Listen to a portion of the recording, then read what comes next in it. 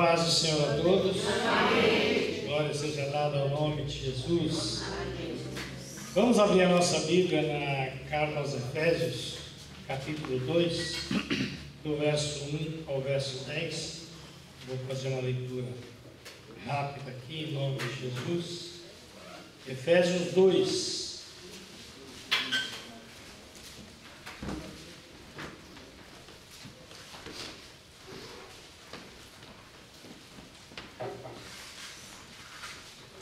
Vamos procurar compreender mais a graça de Deus, os seus efeitos em nossa vida. Carta aos Efésios, capítulo 2.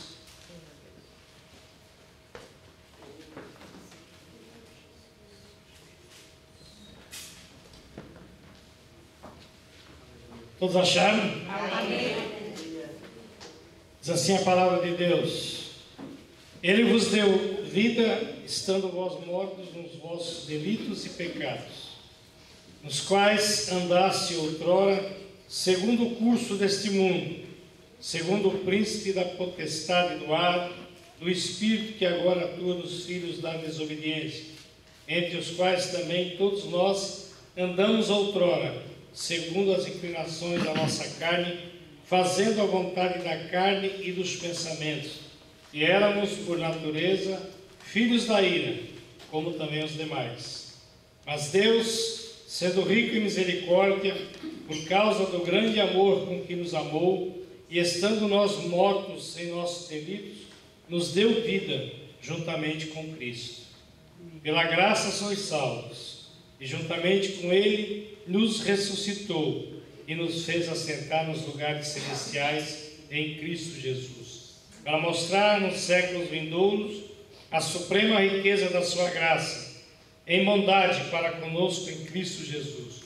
Porque pela graça sois salvos, mediante a fé. E isto não vem de vós, é dom de Deus, não de obras, para que ninguém se glorie, pois somos feitura dele, criados em Cristo Jesus para boas obras, as quais Deus, de antemão, preparou para que andássemos nela. Amém, Jesus. Senhor, nós te damos graça por mais esta manhã. Te pedimos, ó Deus, que a tua bênção seja sobre as nossas vidas, ó Deus. Nos dá graça, nos enche com teu Espírito, ó Deus.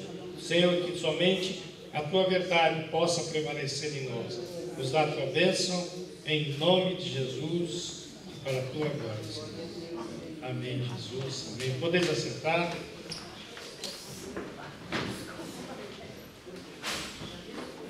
Nós definimos graça como favor imerecido. Dentro deste princípio, nós vamos buscar entender um pouco mais sobre a graça de Deus sobre nós. A graça, muitas vezes ela não é compreendida pela sua extensão. Nós não a valorizamos no seu contexto integral. Nós ficamos muitas vezes reduzidos a que a graça é um favor imerecido e não compreendemos os grandes efeitos que ela causou em nós. Esse texto é muito conhecido, principalmente o verso 8, porque pela graça sois salvos, mediante a fé, isso não vem de vós, é dom de Deus. Amém. Em primeiro lugar, então, o processo de santificação não é instantâneo. A regeneração produz em nós não um estado de santidade, mas uma necessidade de nos santificar. Eu começo a achar que preciso. Eu começo a pensar que a minha vida tem que ser diferente na sociedade. Eu começo a entender e compreender que eu sou uma pessoa diferenciada em relação aos conceitos do mundo. Começo a me inquietar. Ainda estou sob uma lei e agora eu sou um homem rasgado. Sabemos que a lei é espiritual, eu contudo não sou, pois fui vendido como escravo ao pecado. Está lá em Romanos 7,14. Santificação é odiar o que Deus odeia e amar o que Ele ama. O pecado é a vontade de fazer o que Deus não quer, de conhecer o que Ele não conhece e de amar o que Ele não ama. Esse foi um escritor que escreveu, Thomas Merton.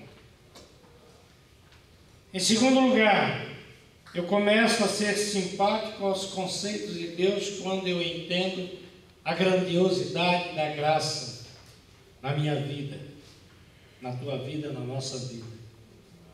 E se faço o que não desejo, admito que a lei é boa. Romanos 7,16. Romanos 7 em diante, ele tem um conceito tremendo. Paulo se dedicou a explicar mais o que seria a graça em função da lei.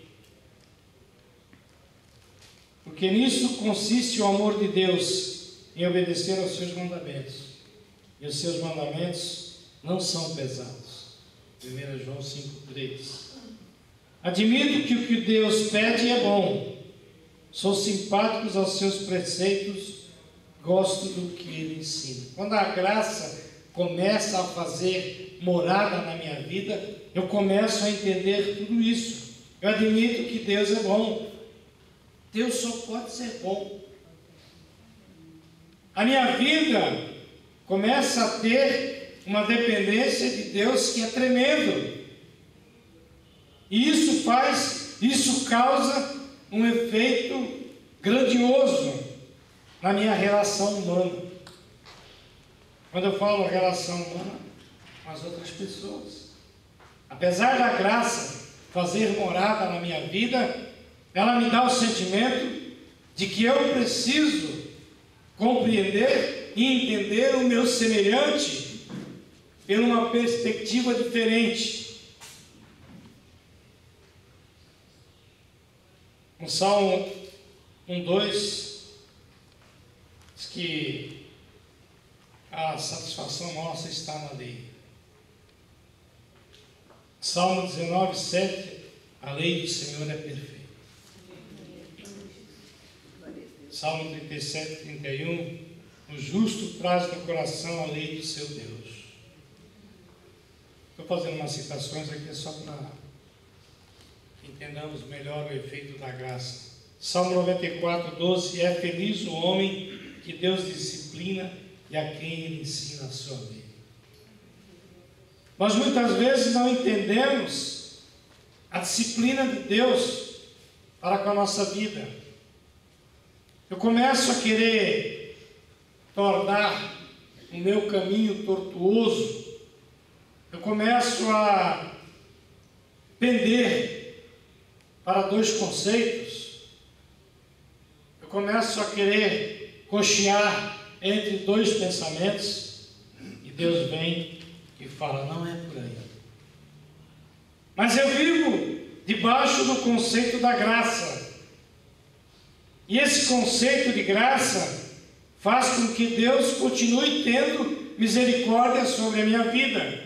Continue aplanando os meus caminhos, endireitando as minhas veredas. Mesmo que na minha fraqueza humana, de vez em quando eu comece a claudicar. Salmo 119, 70 diz que tenho prazer na lei do Senhor. 119, 72, a lei vale mais que peças de prata ou de ouro. Salmo 119, 92, se a tua lei não fosse o meu prazer, o sofrimento já me teria destruído. Salmo 119, 97, como eu amo a tua lei, medito nela o dia inteiro. O salmista Davi, ele tinha esse conhecimento de Deus. 119, 65, os que amam a tua lei desfrutam paz e nada há que os faça tropeçar.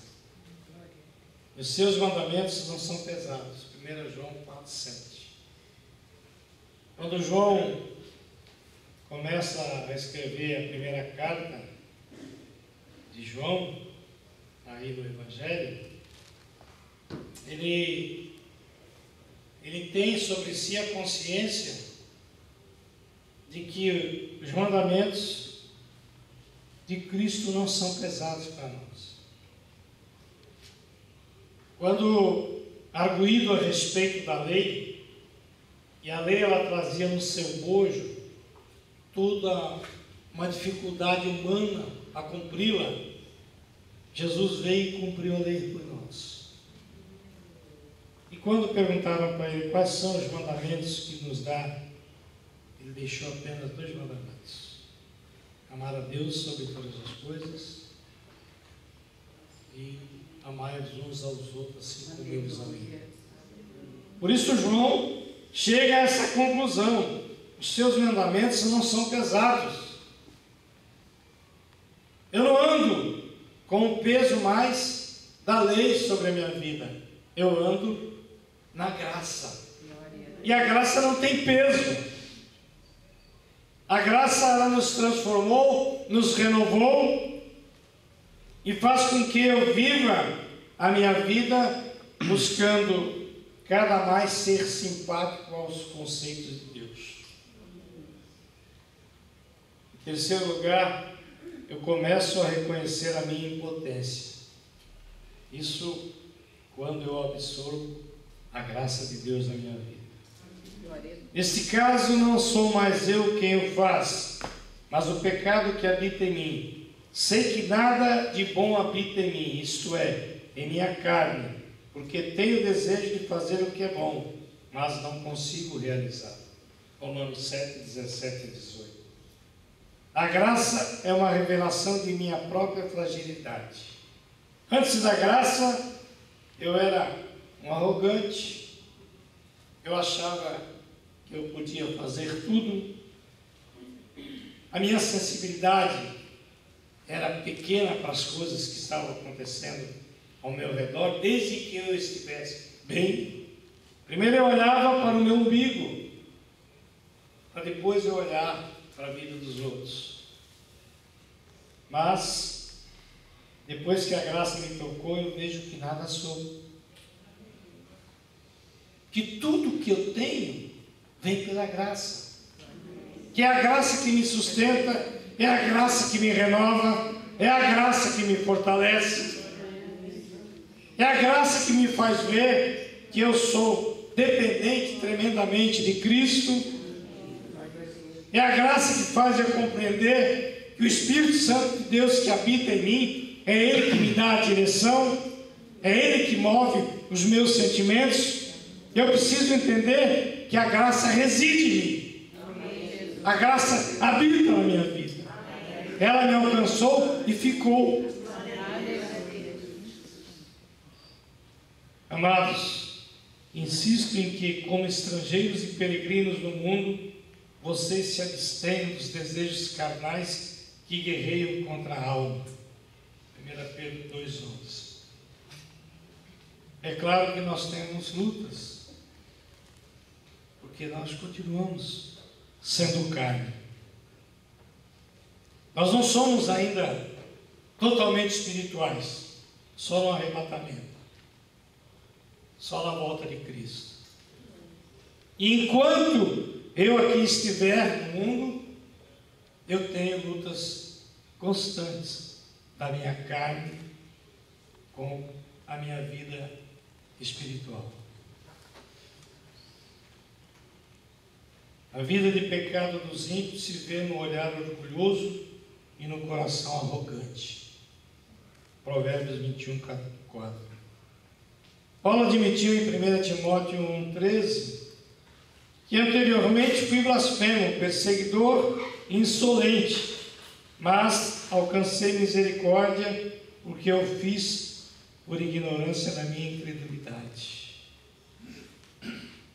Paulo diz que ele sabia que o conceito que ele tinha de humano não cabia de forma alguma a conscientização sem conhecer a graça. Ele diz que foi insolente, mas alcançou misericórdia porque Deus não levou em conta os nossos tempos de ignorância, os nossos tempos de incredulidade. Muitas vezes nos faltam fé, confiança hoje em dia. Mas se nós olharmos para trás, se você verificar a sua vida de incrédulo antes, você fica abismado consigo mesmo. Puxa vida, como eu era tremendamente ignorante. Em quarto lugar, a graça me faz sincero com a minha realidade. Eu tenho uma realidade para viver na vida. Pois o que faço não é o bem que desejo, mas o mal que não quero fazer, esse eu continuo fazendo. Ora, se faço o que não quero, já não sou eu quem o faz, mas o pecado que habita em mim. Romanos 7, 19 e 20. Nós precisamos, muitas vezes, chegar ao entendimento. Às vezes nós nos achamos fortalecidos além do bem e do mal. A principal arma para não cair e admitir que se alguém aqui pode cair, sou eu. A palavra de Deus nos advertia: cuidado para que não caia em tentação. Aquele que julga estar firme, cuide-se para que não caia. 1 Coríntios 10, 12. Cuidado com o pecado. Vivemos num mundo hoje onde o pecado está liberado. Hoje é mais fácil você admitir coisas erradas do que lutar contra. Nós vivemos num mundo em que quanto mais o tempo passa, mais nós sentimos que o mundo jaz no maligno. Isso foi dito há mais de 2000 anos atrás. Mas quanto mais eu vivo hoje, mais eu entendo que o mundo está descambando para o maligno mesmo. E a preocupação de Cristo com a sua igreja era de que, se nós não tivéssemos cuidado, até os próprios escolhidos poderiam sofrer esses reveses. E hoje a coisa descambou tanto. Eles querem mudar o conceito. O pecado hoje tem que ser tolerado. Não, você pela lei, você tem que aceitar o pecado.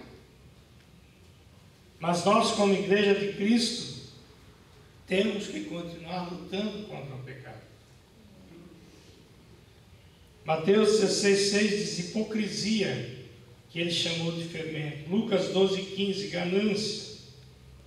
Tenham cuidado para não sobrecarregar o coração de vocês de libertinagem, bebedeira e ansiedades da vida. Lucas 21:34. Tenham cuidado para não sobrecarregar o coração. O nosso coração tem razão que a própria razão desconhece, diz o ditado. E a preocupação de Lucas, ao escrever o Evangelho de Lucas, era para que nós tenhássemos cuidado para não sobrecarregar o coração de libertinagem, bebedeira e ansiedades da vida. As ansiedades da vida, muitas vezes, ela tem a ver com os desejos ocultos, muitas vezes dentro de mim. Cuidado com pessoas que geram divisões. Recomendo aos irmãos que tomem cuidado com aqueles que causam divisões e colocam obstáculos ao ensino que vocês têm recebido. Afastem-se deles. Romanos 16, 17. 1 Coríntios 8,9 diz que a liberdade pode ser uma pedra de tropeço. Efésios 5,15 diz que nós recomenda que não possamos viver de forma insensata. E hoje a insensatez está operando no mundo tremendamente. As pessoas não estão pensando em ver o que estão fazendo, em ponderar, em colocar-se diante de Deus e dizer: Senhor, será que essa atitude que eu estou tomando, ela é real com a Tua palavra? Ela está buscando a Tua verdade? Eu estou inclinado mais com as coisas do Teu reino ou mais com as coisas do mundo?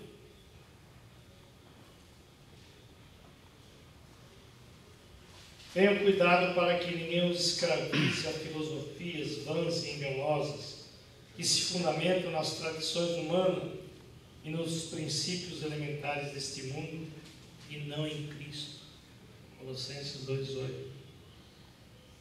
Eu já passei por umas decepções com cristãos. O irmão não apareceu mais na igreja, a irmã não apareceu mais na igreja, e ao encontrá-la por aí, nos mercados da vida, nas conduções,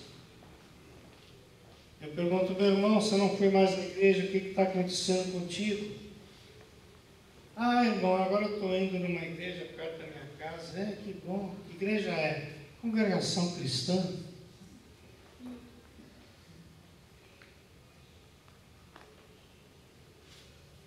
Tenham cuidado para que ninguém os escravize a filosofias vãs e enganosas, que se fundamentam nas tradições humanas e nos princípios elementares deste mundo e não em Cristo.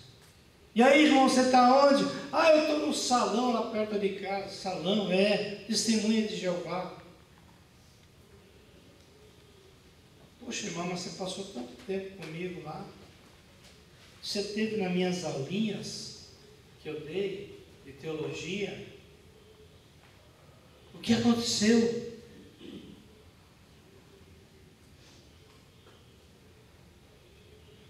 Só Deus para explicar o que aconteceu. Tenham cuidado para que ninguém retribua o mal com o mal, mas sejam sempre bondosos uns para com os outros e para com todos. 1 Tessalonicenses 5,15. Cuidado, irmãos, para que nenhum de vocês tenha coração perverso e incrédulo, que se afaste do Deus vivo. Hebreus 3,12. Cuidado, não rejeitem aquele que fala. Hebreus 12:25. Muitas vezes nós não queremos ouvir a verdade em Cristo. E eu, às vezes, sou até, quando acontece com essas situações, da pessoa falar para mim: olha, eu não estou mais. Puxa, mas por quê? O que aconteceu? Não, é porque ficou mais fácil para mim. E essa questão de facilidade é estranha. Facilidade está aí no mundo, aí fora. E tem coisa fácil no mundo, está aí. Larga é a porta que leva à perdição. E às vezes eu não quero passar por um estreito. Em quinto lugar, ainda falando da graça. A graça me faz ver que o pecado é conquistado mas enquanto habitarmos neste corpo, não destruído. Assim encontro esta lei que ama, que atua em mim. Quando quero fazer o bem, o mal está junto de mim. No íntimo do meu ser, tenho prazer na lei de Deus, mas vejo outra lei atuando nos membros do meu corpo, guerreando contra a lei da minha mente, tornando-me prisioneiro da lei do pecado que atua em meus membros. Romanos 7, 21 a 23. Paulo lutou contra essa questão do pecado que habitava nele. E ele absorveu tanto a graça na vida dele, que ele deixou registrado que nós não estávamos de forma alguma livres do pecado por ter aceitado a graça na nossa vida, mas o pecado que tenazmente nos assedia tinha que ser combatido. Tinha que ser combatido tanto no meu íntimo, na minha aparência interior, como no meu exterior.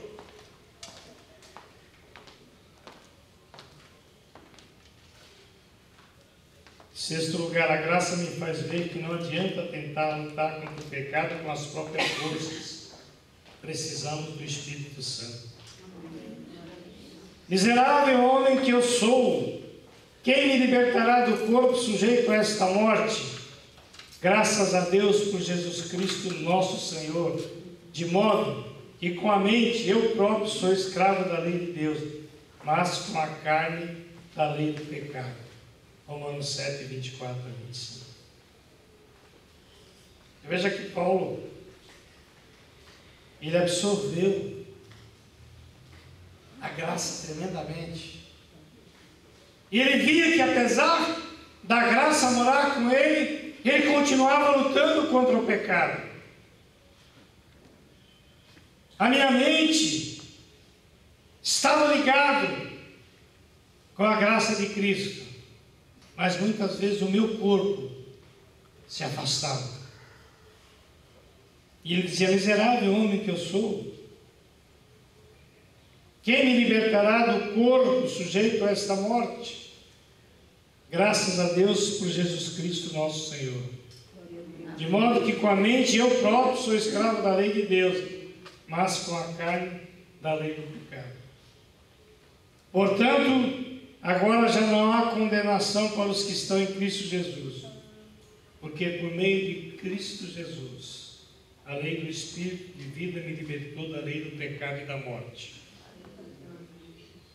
Porque aquilo que a lei foi incapaz de fazer, por estar enfraquecida pela carne, Deus o fez, enviando o seu próprio Filho, à semelhança do homem pecador, como oferta pelo pecado. E assim condenou o pecado na carne. Romanos 8, 1 a 3. Viver sem a graça de Deus é viver na desgraça. Eu já estou encerrando. A minha graça te basta. Paulo viu isso. E eu digo para você, meu irmão, minha irmã, Jesus te diz nesta manhã: a minha graça te basta. Procure conviver mais com ela. Procure absorver mais na sua vida, na sua mente, no seu coração. Que a graça tornou você uma pessoa completamente diferenciada desse mundo. Que apesar do mundo estar oferecendo o pecado em bandejas coloridas, saiba de uma coisa: a graça de Cristo é suficiente para a tua vida. Viva sempre nessa direção. A minha graça te basta. Amém. Glória a Deus, aleluia. A minha graça de Jesus, que diz ele, me faz ver que não adianta tentar lutar contra o pecado com as próprias forças. Precisamos do Espírito de Cristo. Então, quando você estiver numa luta, quando você começar a achar que o mundo está oferecendo coisas que lhe agradam aos seus olhos, saiba de uma coisa: verifique antes se a tua vida está caminhando na mesma direção do Espírito Santo. De repente você quer ir para um lado e o Espírito quer te levar para o outro. Vá para o lado que o Espírito quiser te levar. O Espírito Santo de Deus que se move em você.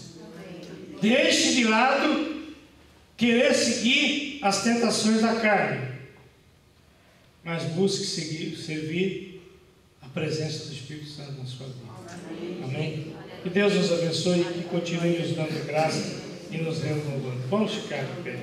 Eu quero orar com você. Aleluia, Jesus. Falar de graça às vezes nos traz sentimento de verdade. Puxa vida, eu vivo debaixo da graça, mas não estou vivendo a realidade da graça. A graça era muito grandiosa para nós. Vamos orar. Senhor, em nome de Jesus, nós te louvamos e te agradecemos por mais esse dia de vida que nos dá. Pedimos a Deus que a tua graça continue se manifestando em nossas vidas. Que o teu Espírito Santo, ó Deus, continue agindo em nós. Senhor, queremos te pedir, ó Pai, que tu possas continuar operando em nós, manifestando, ó Deus, em nós o desejo do teu Espírito e não o desejo das obras da carne. Pois somos feituras de Cristo, criados em Cristo para as boas obras, as quais Deus de antemão preparou para que andássemos nela. Abençoa essa tua igreja nesta manhã, nos renova, nos fortalece e continua nos dando graça.